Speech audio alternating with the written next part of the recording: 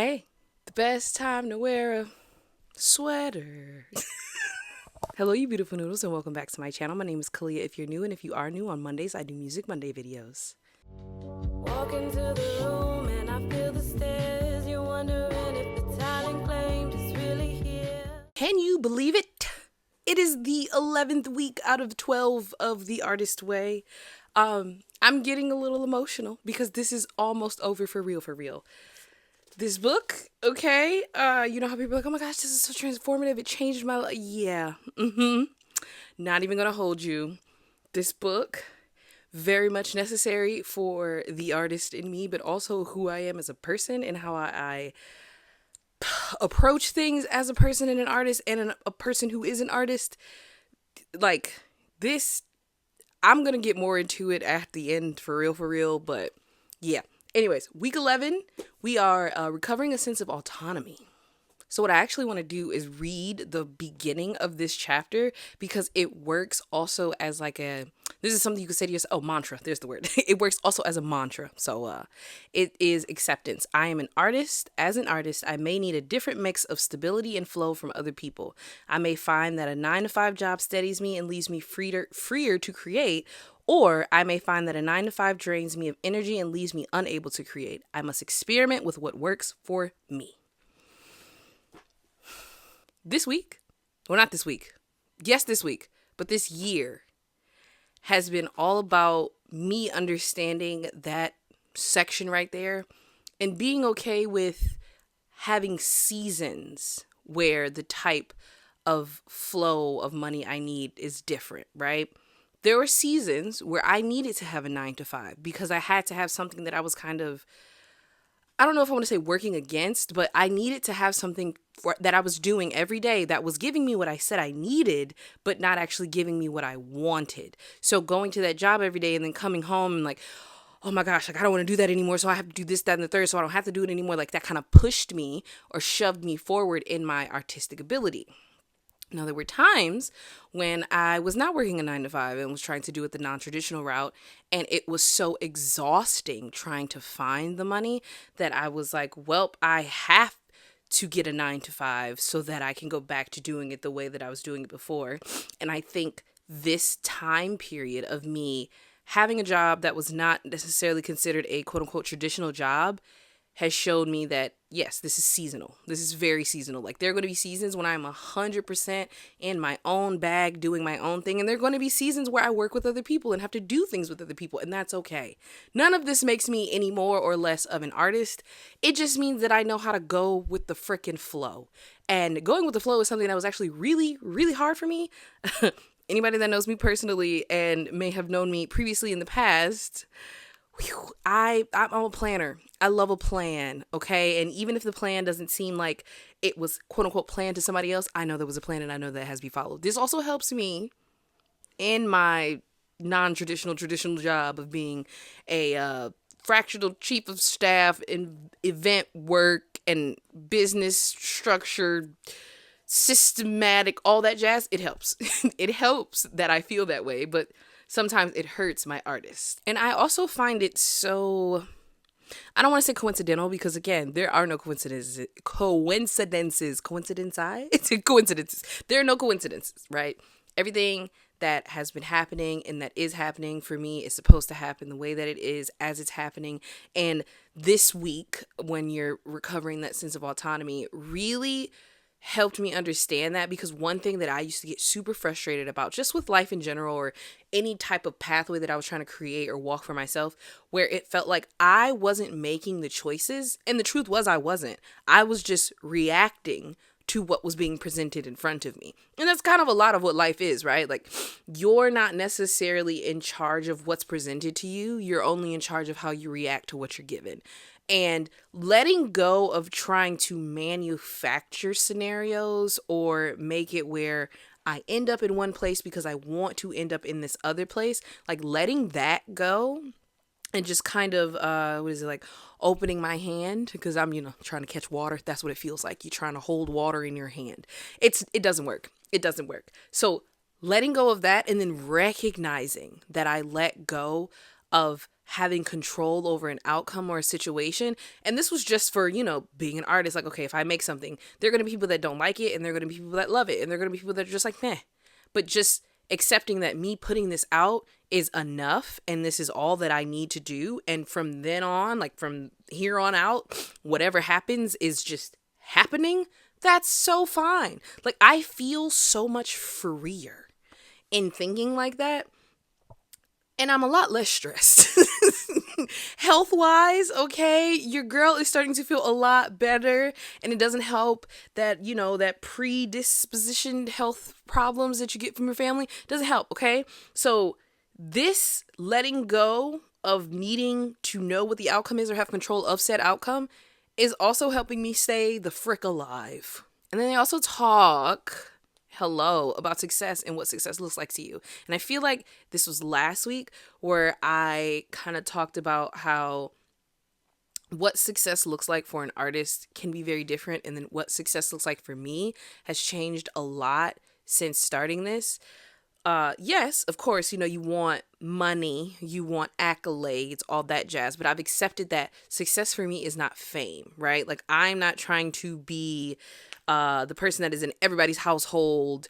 Everybody knows who I am. Like, there's so much eyes on you that it's just crazy. I don't aspire for fame. I aspire for comfort, right? I aspire to be someone who is able to create and put that creation out into the world, and there is some form of monetary value that is assigned to it, but the value of it is not determined by that monetary value. I just know that I'm going to make something from it, right? But I also accept that it's not always me making a tangible what many people would think of as art, but more so what I do in my work or the consulting is kind of like orchestra. Like, I'm playing an orchestra, you're orchestrating, you're making sure that all of these pieces work together and they make sense. So that is how I get off the other rest of my art, where I can still feel fulfilled and still operate in my artist self while doing what is quote unquote needed of me. The way my brain, I see the art and then I break it down to its smallest piece. And that's also how I'm able to approach my work. And I've accepted that this is not something that a lot of people do. And I don't say it to be all, I'm better than you. I know that I am no better than any other person. I just have additional attributes that they may not have that make us different in a way where we have to work together. So, like, you looking at me like, oh my gosh, who is she to say that and do that? And I'm Kalia. That's who I am to say and do that. And you should probably say that to yourself too. Say, whenever somebody's like, who are you? You say, well, I am, insert name. And I did it. So that is who I am.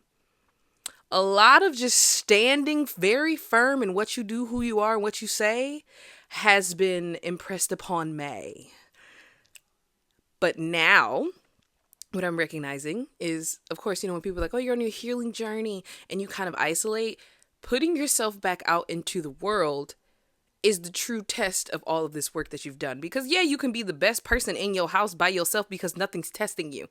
But like, we talked about the tests before previously as well, but like, I need to be tested so that I can flex these muscles and make sure that they continue to get betterer and betterer. And I don't care who said-er that this is not a word. This is very random, but does anybody watch Drewski's his show? Oh my gosh, Could Have Been Records. The one guy on there, he does that. It's cooler. That's what I just felt like. Anyways, also talked about moving your body. I'm laughing because I used to be so into sports in middle school and high school, and then I got to college and I was like, I just gotta buckle down and I gotta pay attention and I don't have time for that.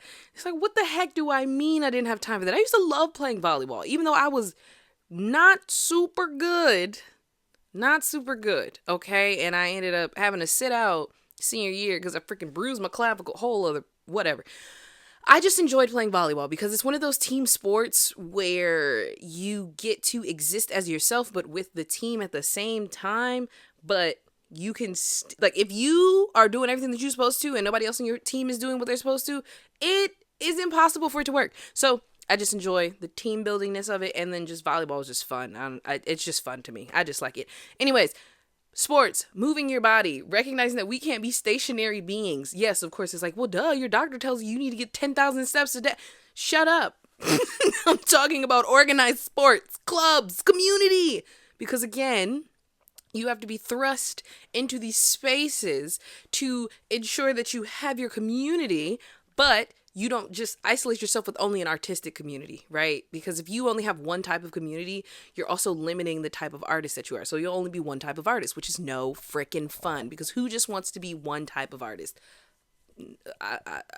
You get what I mean though. Like, you find inspiration from so many different places. For you to just make it where it's like, okay, well, everything I do has to be tailored to this type, you're limiting yourself. You're doing yourself a disservice. You need to let go of all of whatever that is and just do a whole bunch of other stuff. I'm telling you, life is way more fun when you have varied interests.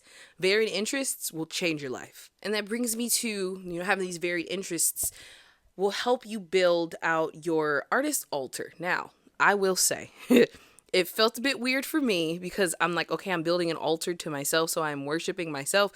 But I see this, the altar portion, more so of a reminder of what it is that you need as an artist, who it is that you are as an artist, and how you operate as an artist. So like, I have a little section on my wall where I have some of my the journal things that you're supposed to write. I have some of them ripped out and like on the wall, and then I have what my schedule is supposed to look like, so it's just at a glance. And then I've got a nice little calendar and some other stuff up there, some art, just things that make me feel motivated to do, to move, to progress.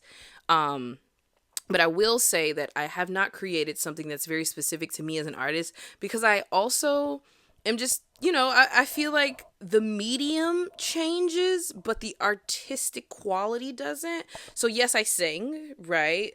But I also, not the best, draw, got some painting going, but I'm a lot more tactile with like knitting, crocheting, creating clothing, just building things with my hands. Like, that's what I love to do.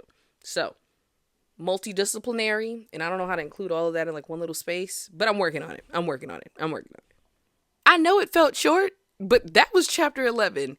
I don't know why that made me feel like chapter 11 bankruptcy, but that was chapter 11. And chapter 11, I feel like, didn't need to be this super elongated thing, because it's just a continuation of all of the things that have already been talked about throughout this book. Like, the way that everything has been weaved in, I noticed that I started reaching what the next chapter would be about by the time I finished the chapter that I was doing then, which I really appreciate. Like, this is so well thought out, and how the strands all connected, and just like gives me that warm fuzzy feeling in my brain, because it's like, I get it, I get what you're doing, I get that.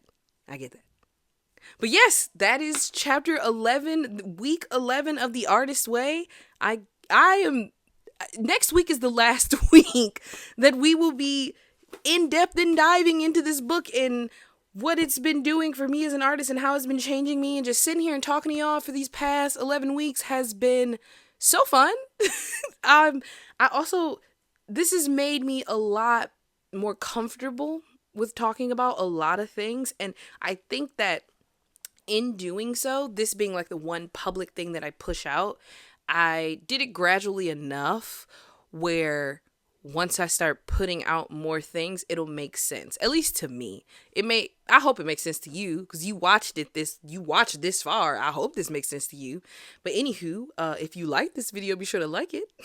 And if you love this video, be sure to subscribe so you can be here for the rest of the journey, because like I said, next week is the last week. And then we're just gonna, talk music, baby.